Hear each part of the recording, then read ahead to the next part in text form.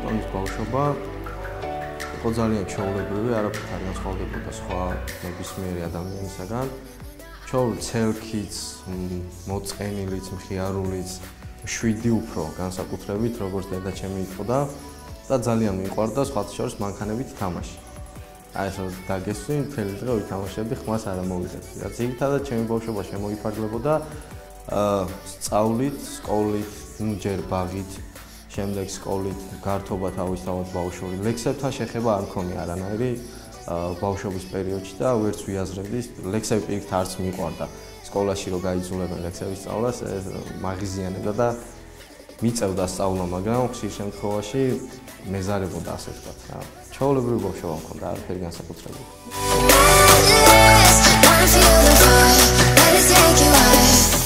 ნიკოლოზ ჩვეულებრივი ადამიანი არის, ერთ სიტყვით ვერ ჩავატო ვერც ამში, ჩვეულებრივი ადამიანი არის.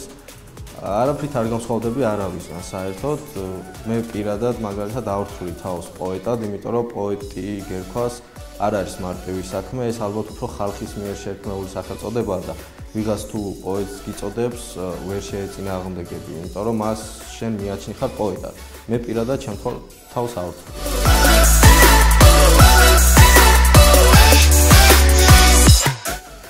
შემოქმედების პირველი წლები იყო დაახლოებით 14-15 წლის ასაკში. მახსოვს სკოლაში ქართულის მასწავლებელიც გამოყავდი ხოლმე დაფასთან და პოეზიის 5 წუთსაც ვაკეთებდით ხოლმე ჩემი ლექსებიდან. პირველი ლექსი არ მახსოვს, სიმართლე გითხრათ, მაგრამ რომელიც მახსოვს თუნდაც აგიკითხავთ იმ ლექსს. ერთ-ერთი ასე ვთქვათ, ბოლო ფრაზა უფრო განსაკუთრებით ვიდრე მთლიანი ლექსი არის ცნობილი ძირითადად. ინტერნეტ სივრცეში ხშირად ხდება ხოლმე, მე თვითონ ხშირად უავტოროდ, მაგრამ ხომ ხდება. ცუდია, როცა დიდ გრძნობებსაც გაუდის ვადა, როცა მდუმარე დეგუები არ ყოფნის ჩარჩოს, როცა ყველაფერს ისურვებდი სიცოცხლის გარდა, რადგან ტკივილი კოჭებიდან კი სრამდე გახჩობს. მე ისია, რომ აბოლებ კოლოფ ნახევარს, დროდადრო ფიქრობ სულიერი ცხოვრების არსზე, მაგრამ სიგში ყველა ლექსის ერთად დახევა ისევ გაბრუნებს უფილაკნო სიცოცხლის გზაზე. მე აქ ვზივართ, მოგონება მიტაცებს უურვით, თავში აზრების ვერ ნათქვამი სიტყვები ყრია, ვეღარ ვაკავებ შენთან ყოფნის ხორციელ სურვილს და უღიმღამოდ ვეგებები მომავალ მზიან ამბებს, რადგან მე სიცივეს დაუთმე წლები და ეს დუმილი საათივით წიკწიკებს მხოლოდ.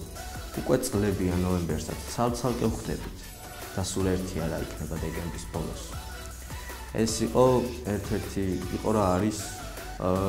ჩემი ყველაზე საყვარელი ლექსიც და ყველაზე ასე ვთქვათ გავრცელებულიც, ინტერნეტ სივრცეში ძირითადად და საღამოთაც ხშირად ვკითხულობ ხოლმე, თითქმის ყველა საღამოზე აბსოლუტურად.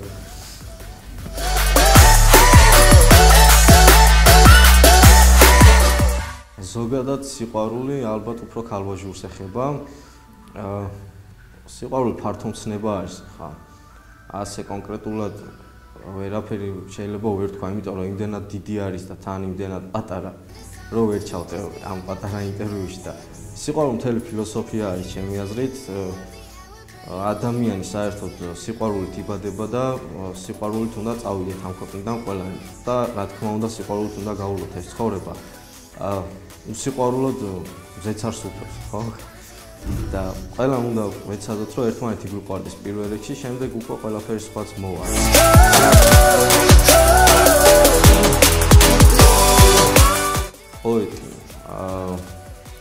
პოეტი შეიძლება არ იყოს ასეთი, მაგრამ მწერალი უფრო მყავს ასეთი. ჩემი საყვარელი მწერალი არის დოსტოევსკი და ვფიქრობ, რომ ეს ადამიანი მისი ნაწერები ჩემთან იმდენად ახლოს მოდის, რომ პირადად რო ვიცნობდი ამ ადამიანს, აუცილებლად კარგი მეგობარი იქნებოდა ჩემს.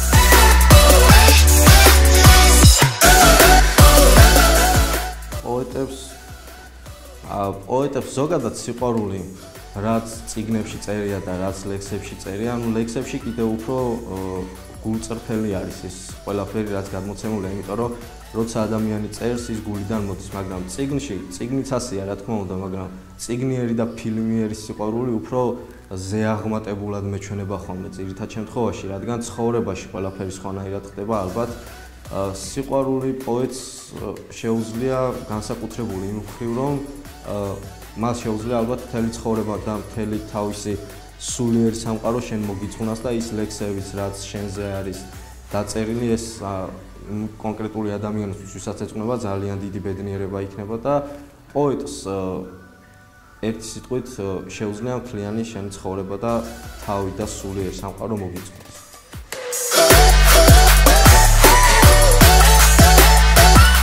ჩემი ცხოვრების ძირითადი მიზანი არანაირად არ უკავშირდება პოეზიას და შემოქმედებით განხრას. ჩემი ცხოვრების ძირითადი მიზანი არის პროფესიული მხრივ და ან კარიერის მხრივ წინ წავიწიო და ამას ყველანაირად ვცდილობ, ჯერჯერობით ვსწავლობ, მოგეხსენებათ. და აქედან გამომდინარე მინდა რომ ჩემს პროფესიაში ვიყო წარმატებული ადამიანი. ეს არის ჩემი ცხოვრების ძირითადი მიზანი. შემდეგ უკვე სხვა ყველაფერიც მოვა. ასე იმიტომ ვფიქრობ, რომ მამაკაცი, რომელიც თავის ცხოვრებაში ზოგადად ცხოვრებაში ფეხს ვერ მოიკიდებს, დაჩაგრული არის ეს ადამიანი და წყალწაღებული, ასე ვთქვათ და ჩემი მიზანიც ეს არის, რომ ჩემი ადგილი დავიმკვიდრო ამ სამყაროში.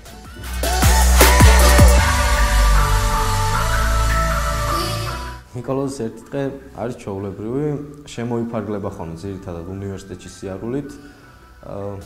ადრე ადგომა დიდად არ მიყვარს.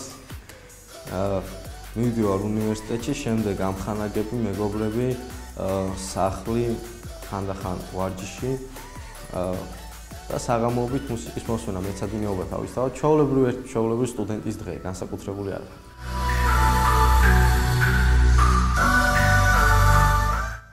ძალიან ახლოს არის ჩემი პროფესია და პოეზია, ადრე ვთქვი ეს და კიდევ გავიმეორებ. მე ვსწავლობ საავიაციო უნივერსიტეტში და ავიაცია და პოეზია ძალიან ახლოს არის ერთმანეთთან და მკითხეს რატომ. ორივე შემთხვევაში აფრენ რა.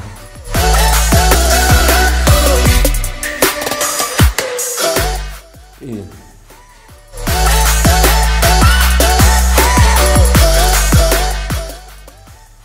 ადამიანი